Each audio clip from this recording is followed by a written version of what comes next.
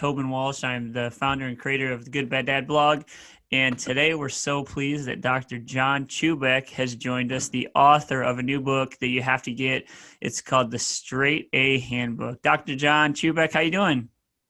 I'm doing fine. Thanks very much. Good to see you. Yeah, it's good to see you again. We were just reminiscing about the fact that over your right shoulder is a book that I had spoken with you about, yeah, maybe a year or two ago. I can't remember, but it's been a little bit of time. So now you're back at it with the book sales, huh? Yeah, we've got a new one out. We're bringing it around, trying to share some good knowledge with people, and hopefully help them with some skills to improve their life a little bit. Yeah, you're setting the bar pretty high with this title because when you're talking to guys like me who have kids kind of, just scraping by with the academics as best I can, I'm on them all the time about this. So making a title or entitling a book the Straight A Handbook has me like chomping at the bit. So tell my parents who are listening, what's the book? What was your motivation in writing the book? What lessons do you hope it imparts on our children and us as well? Well, I was fortunate to have a very strong academic background. My father was a physician. He was an OBGYN, and he encouraged me and my three older sisters all to do very well in school, and we were sort of always on the professional track. My three older sisters, two are dentists, and one is an attorney. And so school was always a major part of our lives. And going back sort of to my first book, Make Your Own Damn Cheese, the idea is that you become what you think about most of the time. So if you're thinking about academic success from childhood and, parents are sort of encouraging that and pushing that and inspiring you and making you believe you can do it, then that will manifest in the real world. So that's sort of the inspiration, is to help others to know that they can do very well in school if they have the right attitude, the right personal philosophy toward it. And you don't have to be some sort of a genius or something to excel. It's more making a decision and then living by that decision. That's an interesting point. So the title of the book, if you're searching for it, and I'll put all these links in that piece that'll air on thegoodbaddad.com, is the Straight A Handbook: The 50 Powerful Secrets for the Ultimate Success in and Out of the Classroom. So let's talk about this. So we're just through graduation season. I'm sending checks out to relatives that I don't know very well, and I'm going to little parties of friends' kids. My kids haven't reached the kind of high school graduation age yet, but I think this is good timing for me because, I want to impart some lessons that are in the book on them as they get closer. But as a dad, like, can you point, you have 50 lessons here. Is there any ones in particular that stand out that you say, hey, Toby, you got to go check this one out? Yeah, well, I have my youngest daughter is finishing or has just finished high school, and she's going off to college again in the fall. But I have two older sons, both graduated from NYU, and both are law students down in South Florida in the Miami area, and getting a JD and MBA. So I raised my kids by these same lessons that I was raised on, and I share a lot of the lessons that I learned along the way on my own very long academic pursuit in becoming a cardiac surgeon. I think a great place for anybody to start, makes perfect sense actually, is chapter one.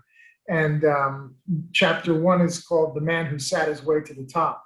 And it's inspired by one of my old surgical professors, Charles Sills, who's unfortunately no longer with us. But he always told the story about how much of his success academically was just by putting the time in. He would get to the library first, he'd wait for everybody else to arrive, and he'd keep reading and studying and going over his notes and doing practice problems, etc. And then as they would leave one by one, he would stay. And it was only after the last student left the library that he would first look at the clock. He would give himself 10 more minutes of study, and then he would pack up his things and go. So we live in an age of everybody's looking for, a 4-hour work week and, secrets of this and secrets of that. Well, the reality is that when it comes to learning and knowledge and this kind of acquisition of large amounts of information, there's going to be no substitute for putting in the work, putting in the hours, and outsitting everybody. Man, that's an interesting story. I actually did read that part of the book, obviously starting from the beginning, and I thought that was an interesting tidbit. I was actually going to ask you before you told me that the subject had passed, if you had talked to him about that lesson personally before and said, hey, you know what I learned, and walked him through the anecdote. I thought it was pretty interesting. Yeah, fortunately, I did have an opportunity to speak to him before he passed away, and he was he was very happy, and he was proud of that. We discussed it again, and it brought him back to some memories from early in his life. But whether you're an athlete, whether you are a musician, whether you're a student, whatever it is, I think most people who are highly successful are going to tell you there's no substitute for practice, and there's no substitute for time put in. Yeah, that's the truth. So let's talk about this. It's Father's Day week, so happy Father's Day to you, sir. I know a lot of the lessons in the book, at least I'm told, are kind of brought down from your childhood and your father. I did read a portion of the document, or the way you documented your dad, and you said he's Iranian, came to America. Much of your memories surround kind of the dinner table and the lessons that he was trying to tell you guys. And I had to look up a word because I wasn't exactly sure. I hadn't heard this word in a while, but he used parables a lot. So Right. why don't you tell us about that and your father, and how, the lessons he taught you, the things that you're teaching your kids? Yeah, again, my father's from Iran. He's Persian and comes from a very ancient culture. And in that culture, education is very important. And there's a long literary history and history of poetry and um, remembrance of his history and so forth. And so a lot of lessons are taught through parables or anecdotes that refer to um, stories that are often made up, but it makes those stories easier to remember and easier to pass along, especially to young people. One of those ideas very quickly would be the idea of the blacksmith who used to say to us, you should live your life like the blacksmith, one tap on the nail and one tap on the horseshoe. So the idea there, it's a very, powerful visual image of it's really a farrier, I believe, who puts on horseshoes. But when you're putting on the horseshoe, yes, you have to drive the nails home, but you constantly have to make sure that the shoe is straight, because if the shoe is not straight, then you wind up with, so the story is that these problems compound themselves. If the shoe is not straight, then you wind up with a lame horse or mule or donkey. And if you have that, then you can't plow the field. And if you can't plow the field, then there's no crop. And if there's no crop, there's no harvest. And if there's no harvest, there's no income, and so on and so forth. So things start to spiral out of control because of a job poorly done at the beginning. So again, going back to Dr. Sills, while you're sitting there for 8 hours in the library, it's not just a matter of getting the job, just sitting there, but then there's the quality of the study that you're doing, your level of focus, concentration, et cetera. So that's sort of this balance between getting the job done, but getting it done properly and always balancing things in your life. Yeah. What about, so let's talk about time real quick, because some of the other, the quick lessons I learned by the excerpts I'm reading of the book. Again, it's called the Straight A Handbook, by Dr. John Chuback. So Dr. Chuback, what about the idea that to get up early? I think you talk about your sister in a phrase that she coined, something about getting up at 5 o'clock. So you're an early riser? I am, and again, as a trained surgeon, that became habitual because we would have to be in the hospital typically no later than 6 a.m. So we were getting up at 5 and 4:30 and so forth for many, many years. Typical OR day in any hospital starts at 7:30. So you need to be there before that to make rounds and consent the patient and so on and so forth. Yeah, my sister, who was ahead of me in school, she was at NYU when I was still in high school.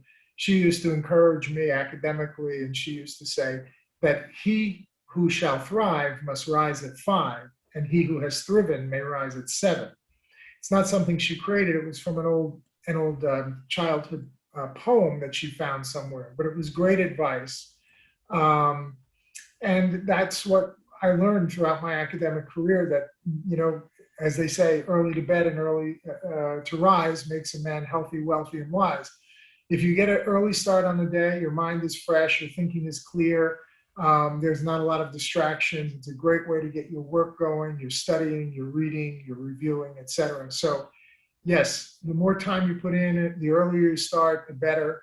The other thing on time that I'll quickly throw in there was the story that's in the book about my deciding to become a cardiac surgeon. I talked to my father at 19 and I said, Dad, I don't know. I'm having second thoughts. I found out that by the time I finish all this training, I'll be 33 or 34 years old. And that's the quickest route. And he said to me, well, how old will you be that year if you don't become a cardiac surgeon? Right? I love it.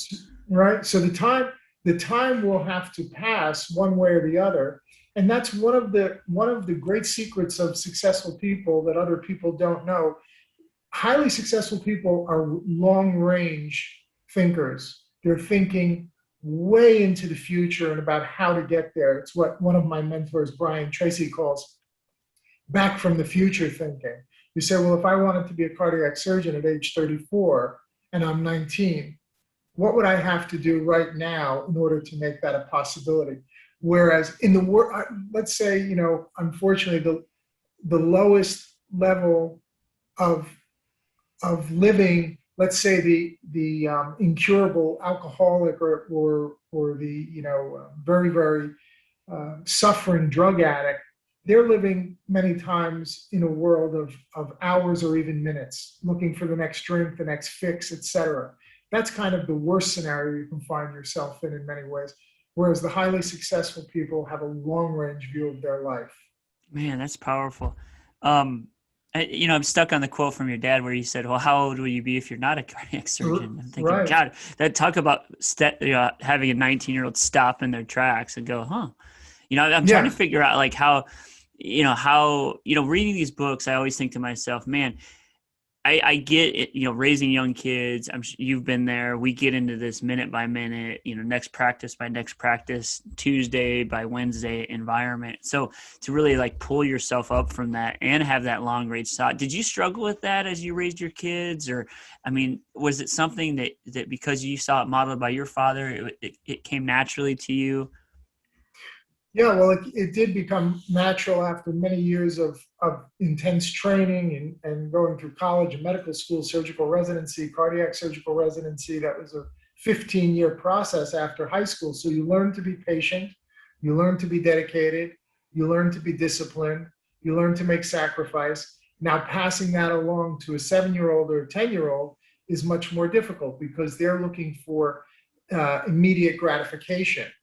But that is a habit that we have to work hard in our families and with our children and hopefully as a society to fight against that sort of innate desire for immediate gratification. And well, I feel good doing this and this feels nice now, and I don't want to put the work in for something that I might not see the fruition of for another 10 or 15 years. For young people, those kinds of timelines and so forth are almost impossible to comprehend or want to participate in. And that's why we as parents have to keep going over it with them again and again and again and tell them it'll be worth it in the long run and in time it will pay off and you have to trust me. And they require a lot of encouragement and a lot of hand-holding through that process for sure.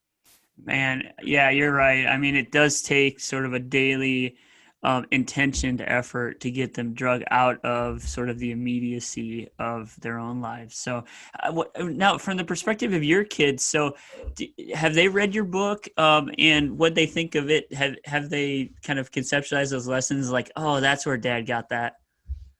My kids have read my book, but unfortunately my kids have been subjected to my storytelling and repeating of these parables. And my father, thank goodness, at age 94 is still alive. So they've had it firsthand from him, still passing along this wisdom and, his sage advice in terms of the importance of a proper education. And, he always was a very strong advocate of a profession so that no matter what you did in life, you always had something to fall back on to make a living, to take care of yourself and your family. And then, of course, if you have certain interests and talents and abilities outside of that, you can always develop those too. And if that works out, all the better. But they have been inundated with this information from early childhood, and now it's gratifying to see that they're getting into their 20s, and I start to see them sharing this messaging with many of their friends, which is really nice.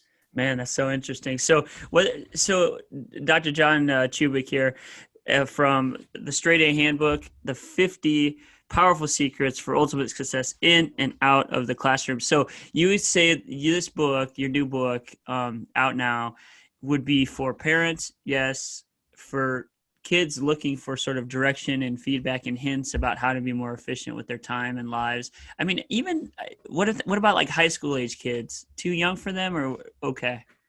Oh, definitely not. I think middle school and on, this would be perfect for them to read.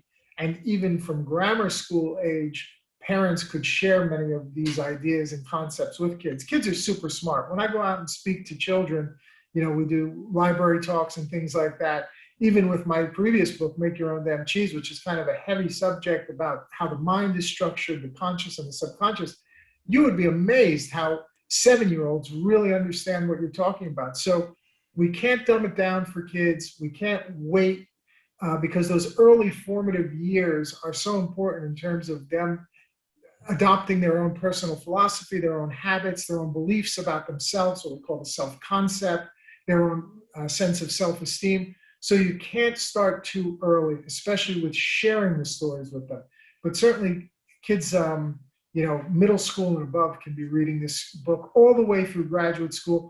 And the last thing I would say about that, it's not just for students, as it says, in and out of the classroom, even for people looking to improve their career, their income, their finances, their health. There's a lot of great pearls in here for those people too. Man, I tell you what, that's great. Dr. John Chuback, I thank you so much for you devoting your time to it. I know you're a big time, you use your time wisely. So the fact that you're talking to us makes me feel pretty good about that. Again, Dr. John Chuback's new book, The Straight A Handbook, the 50 Powerful Secrets for the Ultimate Success in and Out of the Classroom, is available now. I'll have it linked in this article. So please click on that, whether you're a student, whether you're a parent, whether you're in school or out. Definitely some pearls of wisdom and some parables that you could use on your kids. At least that, that's the notes I'm making, Dr. John. I'm making these little notes like, hey, they're going to think I'm really smart. Thank you so much. We've got another one in the pipeline. I can't wait to come back and talk to you about that in a few months. All right. Deal. Be careful what you wish for. You're not going to shake me. All right. That's my pleasure. All right, doctor. Thank you so much. Have a great day. Thank you. You too. Bye-bye.